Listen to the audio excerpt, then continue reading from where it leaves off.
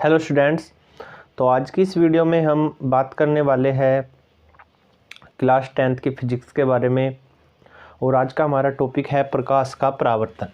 ठीक है, चलिए पढ़ते हैं। तो सबसे पहले परावर्तन को समझते हैं। प्रकाश का परावर्तन होता क्या है?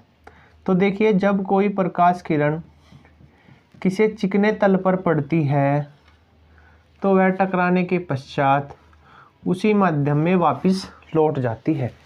जब कोई प्रकाश किरण किसी चिकने तल पर पड़ती है तो वह टकराकर उसी माध्यम में वापस लौट जाती है। प्रकाश की इस घटना को बोलते हैं प्रकाश का परावर्तन। ठीक है, चिकना तल कैसा होता है?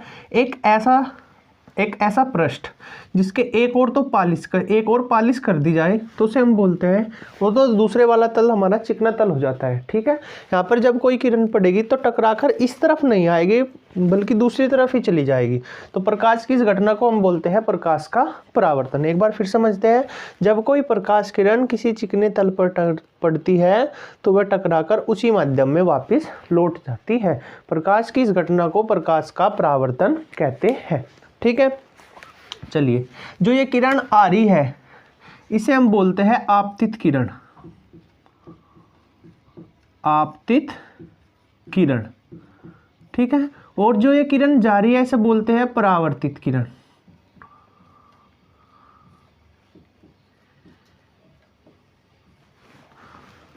ठीक है, इसे बोलते हैं हम परावर्तित किरण। और जिस बिंदु पर ये मिल रही है, यहाँ पर ये टकरा रही है, इस बिंदु को बोलते हैं हम आपतन बिंदु। और अगर इस बिंदु पर मैं कोई लंब डाल दूं तो उसे हम बोलेंगे अभिलंब।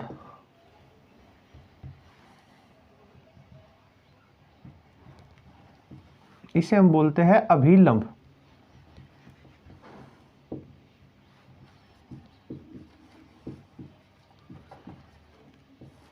ठीक है, तो अब हम पढ़ते हैं प्रकाश का परावर्तन के नियम क्या होते हैं। परावर्तन के नियम,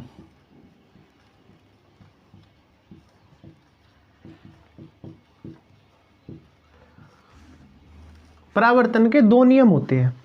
पहला नियम देखेंगे क्या होता है। आपतित किरण, परावर्तित किरण और अभिलंब, तीन चीज है क्या? आपतित किरण, परावर्तित किरण और अभिलंब, तीनों कागज के एक ही तल में स्थित होते हैं। ठीक है, एक ही तल में कहाँ पर स्थित होते हैं? आपतन बिंदु पर। ऐसे कह सकते हैं कि आपतित किरण, परावर्तित किरण और अभिलंब तीनों कागज के एक ही तल में एक ही बिंदु पर, आपतन बिंदु पर स्थित होते हैं। इसका मतलब ये है कि भाई ऐसा नहीं हो सकता ये किरण यहाँ आ रही है, ये यहाँ से जा रही है और अभिलंब यहाँ है, ये गलत हो जाएगा। सही क्या है? तीनों के तीनों कहाँ होंगे? एक ही पॉइंट पर होंगे। ठीक है, तीनों के तीनों कहाँ होंगे? एक ही पॉइंट पर होंगे। तो पहला नियम क्या है? आपतित किरण, परावर्तित किरण और अभिलंब तीनों कागज के एक ही तल में स्थित होते हैं। ठीक है, दूसरा नियम देखेंगे। जो अभिलंब और आपतित किरण के बीच का कोण है इसे हम बोलते हैं आपतन कोण। आई से इसे प्रदर्शित करते हैं, आपतन कोण। और अभिलंब और परावर्तित किरण के बीच का जो कोण है इसे बोलते हैं परावर्तन कोण। इसे आर से प्रदर्शित करते हैं, परावर्तन कोण। ठीक है, तो दूसरा नियम क्या है? दूसरा नियम ये कहता है कि आपतन कोण जो है वो सदैव परावर्तन कोण के बराबर होता है। यानी जो एंगल आई है वो हमेशा इक्वल होगा एंगल आर के। ठीक है, यानी आपतन कोण बराबर होगा परावर्तन कोण। इसका मतलब क्या है? यदि आई इज इक्वल टू हमारा 30 डिग्री है, ठीक है, अगर आई की वैल्यू 30 डिग्री है तो आर की वैल्यू भी कितनी होगी? 30 डिग्री। ठीक है, अगर आर की वैल्यू 45 डिग्री है तो आई की वैल्यू भी कितनी होगी? 45 डिग्री। ठीक है, यानी कि ये दोनों एंगल हमेशा बराबर होंगे। ठीक है, कोई दिक्कत? आगे चलते हैं।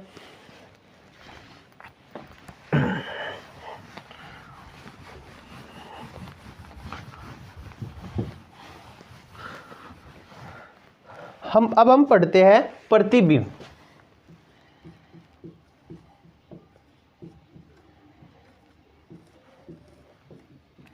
ठीक है, अब हम पढ़ते हैं प्रतिबिंब। प्रतिबिंब क्या होता है?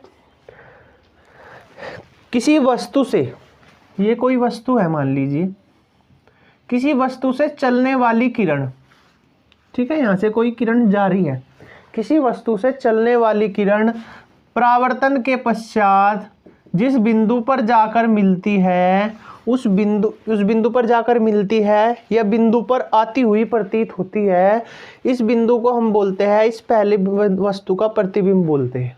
ठीक है, किसी बिंदु से चलने वाली किरण, इस बिंदु से चलने वाली किरण परावर्तन के पश्चात जिस बिंदु पर जाकर मिलती है या वहाँ से जाती हुई प्रतीत होती है, उस बिंदु पर जाती हुई प्रतीत होती है, उस बिंदु को हम क्या बोलेंगे?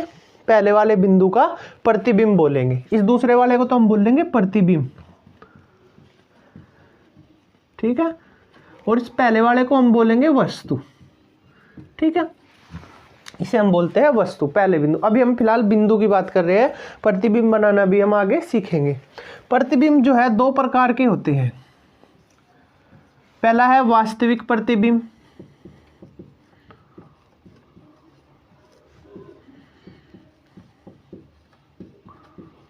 और दूसरा होता है आभासी प्रतिबिंब।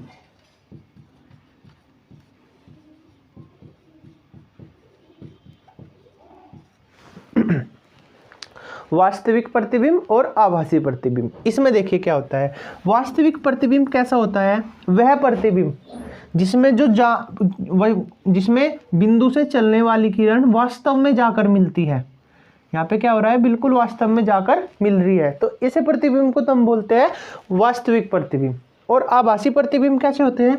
अगर ये हम ऐसे मानते कि भाई ये आ रही है, हमें ये मानना पड़ता कि भाई यहाँ से आ रही है, यानी कि ये लाइन जो है dub dash dash dash dash हो, तब ऐसे प्रतिबिंब को हम बोलेंगे आभासी प्रतिबिंब। ठीक है, वास्तविक प्रतिबिंब में जो किरण है वो वास्तव में जाकर मिलती है, और आभासी प्रतिबिंब में आभास होता है कि भाई हाँ यहाँ पे आके यहाँ मिल रही होगी।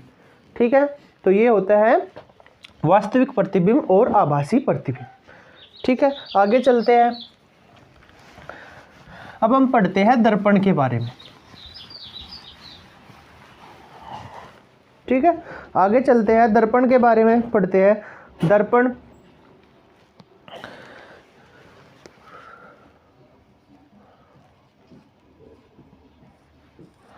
ठीक है, दर्पण के बारे में पढ़ते हैं। दर्पण दो प्रकार के होते हैं, समतल और गोलीय। समतल दर्पण और गोलीय दर्पण।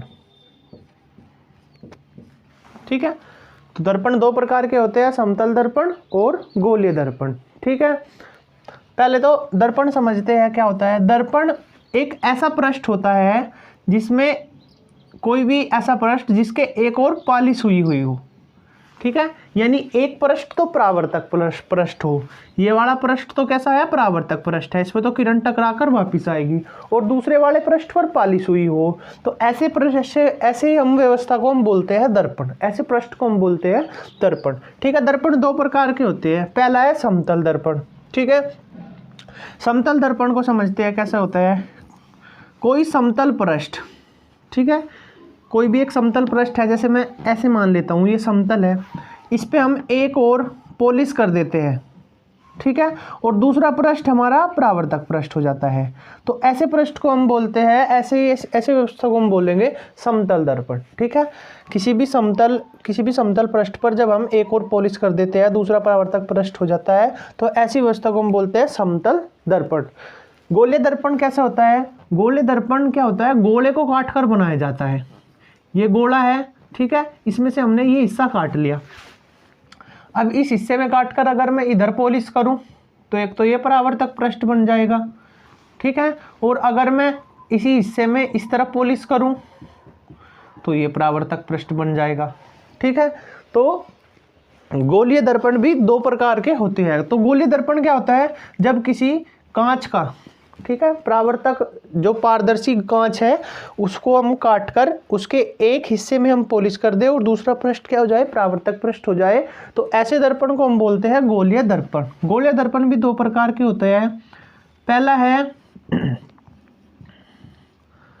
अवतल दर्पण, ठीक है, और दूसरा होता है उत्तल दर्पण।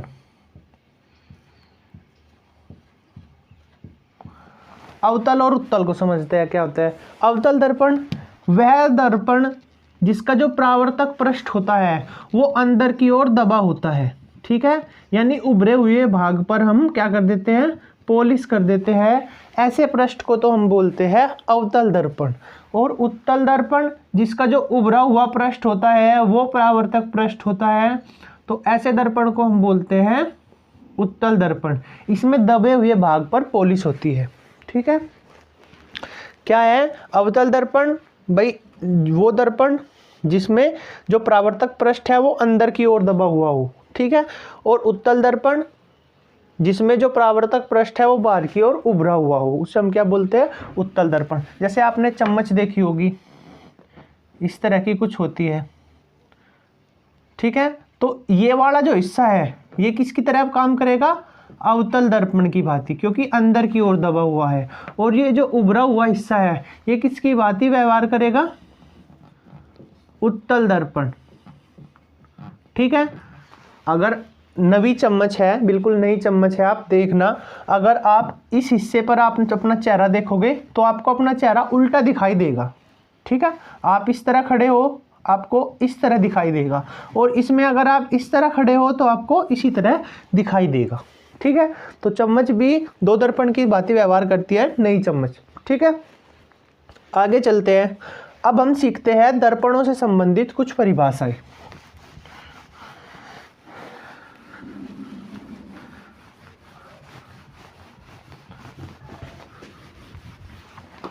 चलिए सीखते हैं दर्पण से संबंधित कुछ परिभाषाएं। तो पहला है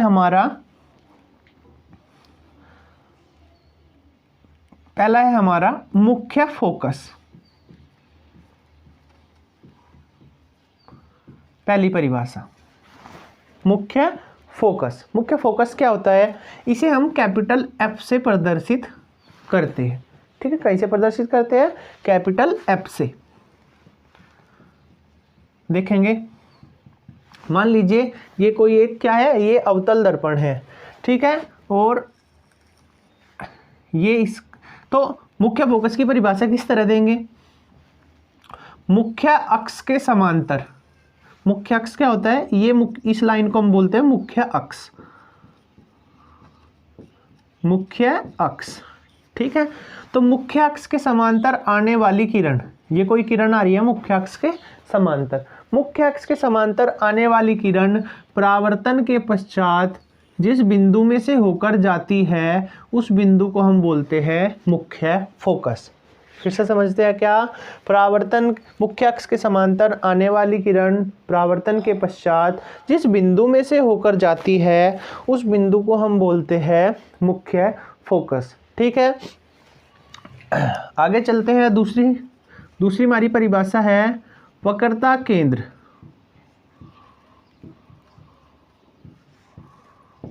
वक्रता केंद्र, वक्रता केंद्र को समझते हैं क्या होता है। वक्रता केंद्र भाई ये कोई गोला है, ठीक है, इसमें से हमने ये हिस्सा काट लिया, ठीक है, या इधरला हिस्सा काट लिया, ठीक है, और उस पर हमने पॉलिश कर दी, ठीक है, या इधर पॉलिश करो या इधर। तो इस गोले का जो केंद्र होगा, इस गोले का जो केंद्र होगा उसी केंद्र को हम बोलेंगे दर्पण का वक्रता केंद्र। परिभाषा किस तरह देंगे, उस गोले का केंद्र जिसका दर्पण एक भाग है, उस गोले का केंद्र जिसका दर्पण एक भाग है, दर्पण का वक्रता केंद्र कहलाता है, ठीक है। इसे हम बोलते हैं, इसे हम कैपिटल सी से प्रदर्शित भी करते हैं। तो दोबारा समझेंगे, उस गोले का केंद्र जिसका दर्पण एक भाग है, दर्पण एक भाग है मतलब दर्पण जिसमें से काटा गया है, ठीक है। तो उस गोले का केंद्र जिसका दर्पण एक भाग है, दर्पण का वक्रता केंद्र कहलाता है, ठीक है। आगे चलते हैं। वक्रता त्रिज्या।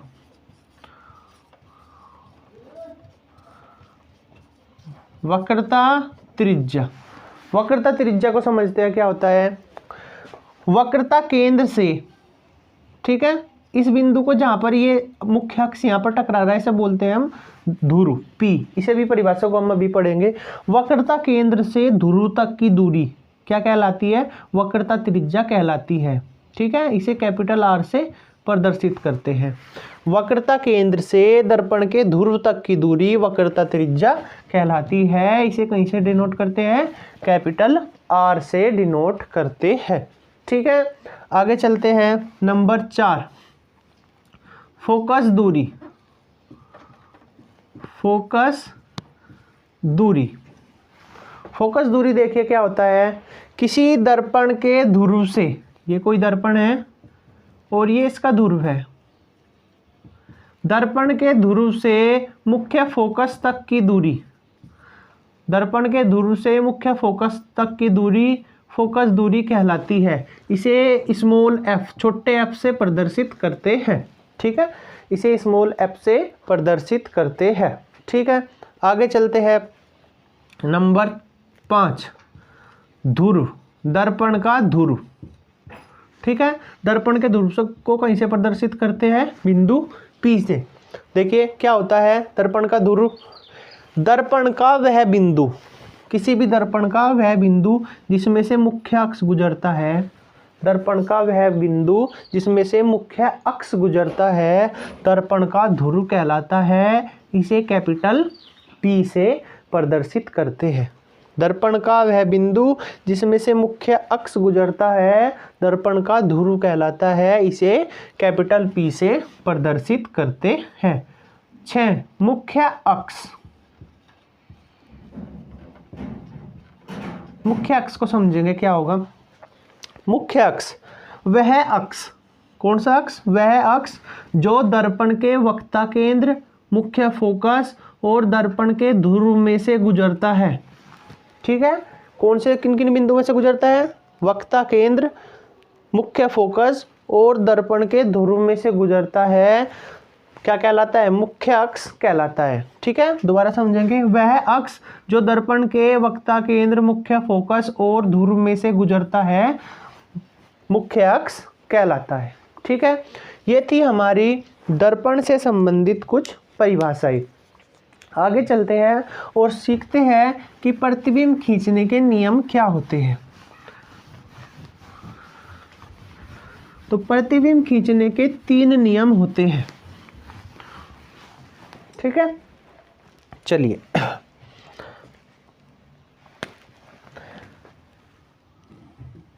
मैं यहाँ पर लिख देता हूँ प्रतिबिंब खींचने के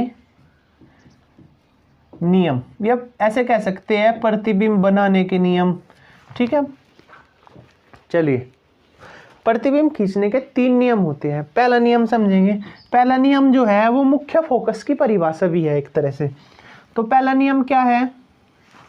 देखिए, ये मैं अवतल के लिए बनाऊंगा और इधर मैं उत्तल के लिए। ये अवतल दर्पण, ये इसका ध्रुव से ध्रुव P है, फोकस F है और ये वक्ता केंद्र C है। तो पहला नियम देखेंगे क्या है। मुख्य अक्ष के समांतर आने वाली किरण परावर्तन के पश्चात मुख्य फोकस में से होकर जाती है। ठीक है, मुख्य फोकस की परिभाषा हमने कैसे दी थी? मुख्य अक्ष के समांतर आने वाली किरण परावर्तन के पश्चात जिस बिंदु में से होकर जाती है उसे मुख्य फोकस कहते हैं। ठीक है, यहाँ पर हम कैसे पढ़ रहे हैं कि मुख्य अक्ष के समांतर आने वाली किरण परावर्तन के पश्चात मुख्य फोकस में से होकर जाती है। ये पहला नियम है। इसके लिए देखेंगे उत्तल दर्पण के लिए। ये उत्तल दर्पण है, ये ध्रुव है P, ये फोकस है F और ये सेंटर है इसका C, इसका केंद्र है। ठीक है, अब आप कहेंगे इसमें तो इस तरफ लिखा, इसमें इस तरफ, क्योंकि गोला ये इस तरफ बन रहा है तो केंद्र भी इस तरफ ही होगा और फोकस दूरी भी हमारी इसी तरफ होगी। ठीक है, तो मुख्य अक्ष के समांतर आने वाली किरण, मुख्य अक्ष के समांतर आने वाली किरण परावर्तन के पश्चात कहाँ को जाएगी? F में को। अब ये आर पार तो हो नहीं सकती, तो कैसे जाएगी? जाती हुई प्रतीत होगी। अगर भाई जैसे ये फोकस में से होकर जा रही हो, ये इस तरह से जाएगी। ठीक है, तो मुख्य पहला नियम क्या है, मुख्य अक्ष के समांतर आने वाली किरण परावर्तन के पश्चात कहाँ को जाती है, मुख्य फोकस में से होकर जाती है या मुख्य फोकस में से जाती हुई प्रतीत होती है। ठीक है, दूसरा नियम देखेंगे। दूसरा नियम क्या है, पहले अवतल दर्पण के लिए देख लेंगे, ये F है और ये C।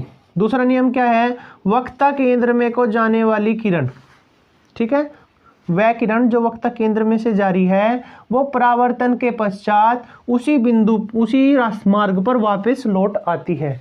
अगर कोई किरण बिंदु C में से होकर जा रही है तो टकराने के बाद कहाँ कैसे चले जाएगी, वापस बिंदु C पर ही वापस इसी रास्ते पर ही चली जाएगी, बिंदु C में कोई होकर वापस चली जाएगी।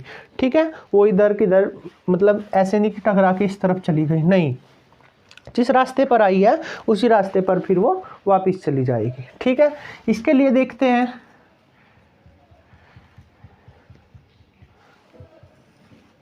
ये F है और ये C है। ठीक है, तो अगर कोई ऐसे आ रही है C में को जा रही है, ठीक है, तो टकराई और वापस फिर इसी रास्ते पर वापस चली गई। ठीक है, तो C में को आने वाली किरण परावर्तन के पश्चात उसी मार्ग पर वापस चली जाती है। ठीक है, नंबर 3 पहले वाले का जस्ट अपोजिट है। ये कोई अवतल दर्पण है, ये F और ये C।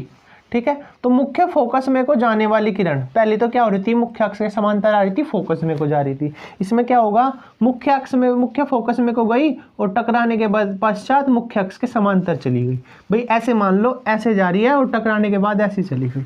ठीक है, तो मुख्य फोकस में को जाने वाली किरण परावर्तन के पश्चात मुख्य अक्ष के समांतर चली जाती है। इसके लिए भी देखेंगे, ये F है और ये C। तो फोकस में को आई, ऐसे आई, ठीक है, और टकराने के पश्चात कैसी चली गई, मुख्य अक्ष के समांतर वापस चली गई। ठीक है, तो प्रतिबिंब खींचने के हमने 3 नियम पढ़े। पहला नियम, मुख्य अक्ष के समांतर आने वाली किरण परावर्तन के पश्चात मुख्य फोकस में को होकर जाती है। दूसरी, वक्ता केंद्र में को जाने वाली किरण परावर्तन के पश्चात उसी मार्ग पर वापस लौट जाती है। तीसरी, मुख्य फोकस में को जाने वाली किरण परावर्तन के पश्चात मुख्य अक्ष के समांतर चली जाती है। ठीक है, तो ये थे प्रतिबिंब खींचने के नियम। कल की क्लास में हम जो हमारे प्रतिबिंब है अवतल दर्पण के लिए, उत्तल दर्पण के लिए, वो पढ़ेंगे। ठीक है, जो फॉर्मूला है इस चैप्टर में उन फॉर्मूला को कवर करेंगे और क्वेश्चंस को करेंगे। ठीक है, तो आज की वीडियो में बस इतना ही।